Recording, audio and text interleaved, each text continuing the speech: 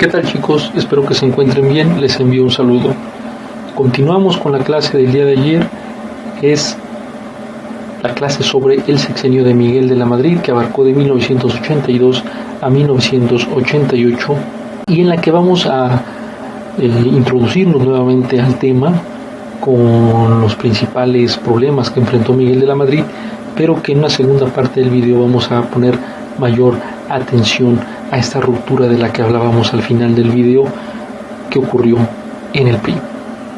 Ahí observamos a Miguel de la Madrid tomando posesión en el cargo como presidente de la República. Lo observamos precisamente junto con su antecesor, que es José López Portillo, y esa foto también nos permite identificar dos generaciones de políticos.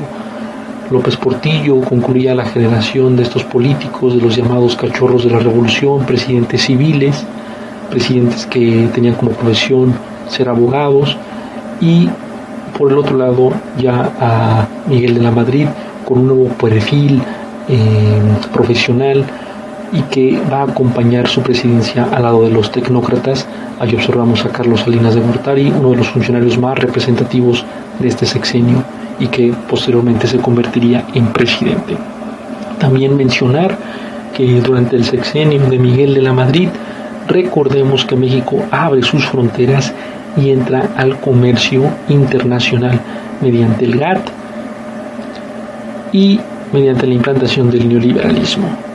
Observar la tragedia de 1985, que, como lo mencionamos en el anterior video, pues puso de manifiesto la incapacidad del gobierno mexicano para solventar este tipo de crisis sociales. Y a su vez, esta falta de crecimiento económico que se venía arrastrando desde Echeverría, López Portillo, y que Miguel de la Madrid no pudo solventar con sus políticas, y sobre todo debido a la devaluación del peso y la deuda externa. Y finalmente, el tema que nos interesa y que vamos a tratar con más ahínco, que es la ruptura, la primer gran ruptura del partido en el gobierno, el PRI. Como les dije la vez pasada, el PRI ya había tenido rupturas, pero eran pequeñas. La de 1987 fue una ruptura que casi le cuesta seguir en la presidencia de la República y que le va a cobrar factura prácticamente 12 años después, cuando los priistas pierden ante el PAN por primera vez la presidencia en el 2000. Vamos a materia. La ruptura del PRI se llevó a cabo tras la creación de la Corriente Democrática en 1987. ¿Qué es esto de la Corriente Democrática? Pues como su nombre lo indica, pretendía que el funcionamiento del PRI fuera bajo la directriz de la democracia, mediante la elección de masas, mediante los méritos y no mediante el famoso dedazo, es decir, que los presidentes en turno designaban a quién le iba a suceder. Es lo que había acontecido desde prácticamente Plutarco Elías Calles. Ahí observamos a los dos personajes más importantes, Porfirio Muñoz Ledo y Cuauhtémoc Cárdenas. Baste mencionar este libro, que es La Ruptura, es una de las mejores investigaciones sobre este periodo, por si ustedes lo gustan leer, de uno de los más destacados politólogos de México. Nuevamente observamos a los dos líderes de esta corriente democrática, por un lado Cuauhtémoc Cárdenas, por el otro lado Porfirio Muñoz Ledo. Porfirio aún sigue en la política nacional, y también un personaje que en ese entonces no era tan influyente como los dos anteriores, pero que empezaba a tener su carrera, que es Andrés Manuel López Obrador, también parte de esta corriente democrática. Empecemos por una semblanza de Cuauhtémoc Cárdenas.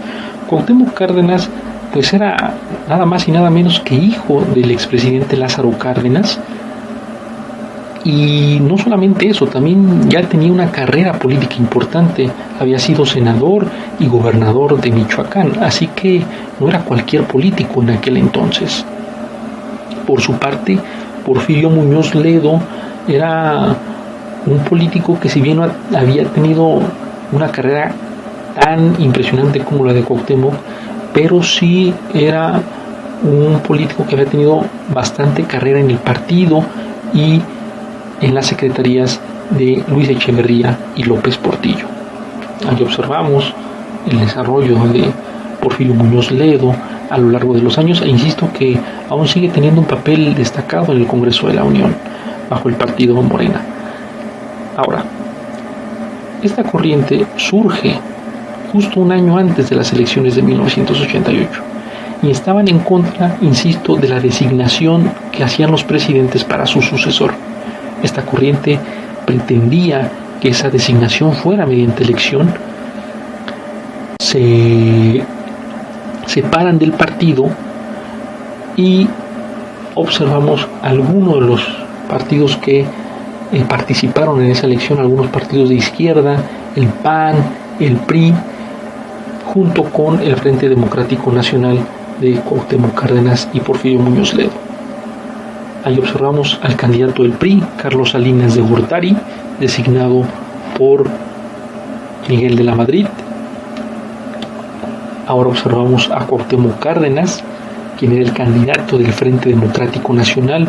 Era una alianza de fuerzas de izquierda que pretendía quitarle al PRI la presidencia y era la segunda fuerza más importante. Por otro lado, el representante de la tercera fuerza más importante era Manuel Cloutier, quien era el candidato del partido Acción Nacional, un partido de derecha. El Frente Democrático era una coalición de fuerzas de izquierda. Pues, ¿qué pasa? Que por vez primera ponen en riesgo la continuidad del PRI en la presidencia, pero al fin y al cabo se determina que las elecciones dieron por vencedor a Carlos Salinas de Gortari y al PRI. Aún es un tema muy debatido, porque en ese entonces se argumentó que Carlos Salinas había ganado mediante fraude. Y ahí observamos algunas planas donde se indica que México le daba el triunfo a Salinas de Gortari, pero eso no le gustó tanto a las fuerzas de izquierda representadas por Cuauhtémoc Cárdenas ni a las fuerzas de derecha representadas por Manuel J. Cloutier, quienes decían que había un fraude dentro de estas elecciones y simplemente el gobierno respondió que se había caído el sistema. Preguntaron sobre los conteos de votos y la respuesta fue la misma: el sistema se cayó. Esto quería decir que no fluyeron los datos de los votos, que no fluyó el conteo como debía ser, y por lo tanto pues intuía que las elecciones estaban pues corrompidas. Ahí observamos las marchas que celebraron tanto Cloutier como Cuauhtémoc para evitar que Carlos Salinas llegara a la presidencia, pero finalmente con el fallo Carlos Salinas asume como presidente.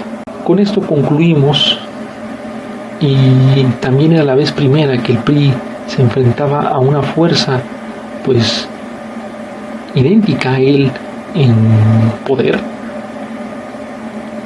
y ponía de manifiesto pues las debilidades del sistema político mexicano.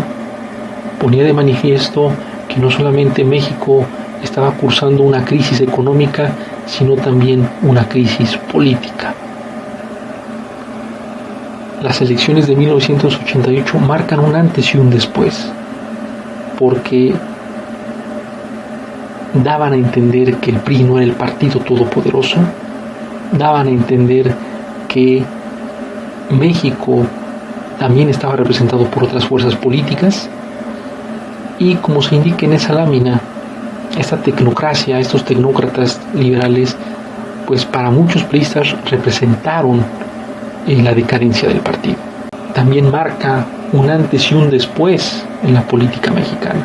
Como les dije desde el inicio de la presentación del sexenio de Miguel de la Madrid, con este presidente se marca una nueva pauta en los perfiles de los presidentes, se marca una nueva pauta en la política económica más afianzada en el capitalismo, en el libre mercado, y se marca una nueva pauta para la vida política nacional en cuestión de la transición paulatina hacia la democracia. Son reformas que va a llevar a cabo el sucesor de Miguel de la Madrid, y México se encaminaba a años de estabilidad, pero también a años muy complicados durante los 90 que van a determinar la vida nacional de nuestro país, incluso hasta nuestros días. Podríamos aventurarnos a decir que con el sexenio de Miguel de la Madrid comienza una nueva etapa del México contemporáneo. Nos vemos la siguiente clase.